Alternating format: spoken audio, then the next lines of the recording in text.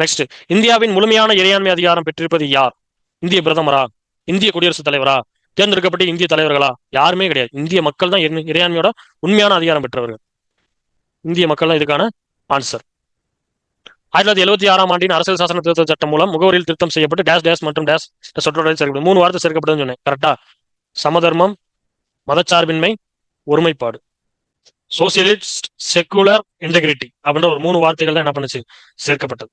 மக்களாட்சி, குடியரசு அப்படின்றது ஆல்ரெடி இருந்துச்சு. 1950 ஜனவரி 26 அரசமைப்பு நடைமுறைக்கு வந்தப்பயே மக்களாட்சி, குடியரசுன்ற வார்த்தை இருந்துச்சு. வச்சிருக்க 3 வார்த்தைகள் என்ன பண்ணுச்சு, சேர்க்கப்பட்டது. அப்ப ஈஸியா நம்ம கொஸ்டின் என்ன பண்ணலாம், எலிமினேட் பண்ணலாம். பாருங்க, இங்க குடியரசு மக்களாட்சின்னு வருது. அப்ப 1950 ஆல்ரெடி இருந்துச்சு. அப்ப இது வராது. அடுத்ததுல மக்களாட்சி வந்திருக்கு. அப்ப இதுவும் வராது. அடுத்ததுல குடியரசுன்னு வந்திருக்கு. அப்ப இதுவும் வராது. கரெக்டா? மிச்சம் 3 எலிமினேட் பண்ணிட்டா சி ஆன்சர். அடுத்து, சமய சார்பின்மை என்னும் சொல் டேஷ் மொழியிலிருந்து வந்தது. சமய சார்பின்மை அப்படின்றது எந்த மொழியிலிருந்து? செக்குலர் அப்படின்ற வார்த்தை வந்து ஆங்கிலம். ஓகேவா? அப்ப இந்த வார்த்தை எதுல இருந்து வந்துச்சு அப்படின்னா லத்தீன் மொழி. செக்குலம் அப்படின்ற லத்தீன் மொழியிலிருந்து வரப்பட்டதான் என்ன அப்படின்னா இந்த சமய சார்பின்மை அப்படின்ற வார்த்தை. இது வந்து என்ன மீனிங் அப்படின்னா எந்த மதத்தினையும் ஆதரிக்கவும் இல்லை, எதிர்க்கவும் இல்லை அப்படின்றதான் இதுக்கான மீனிங்.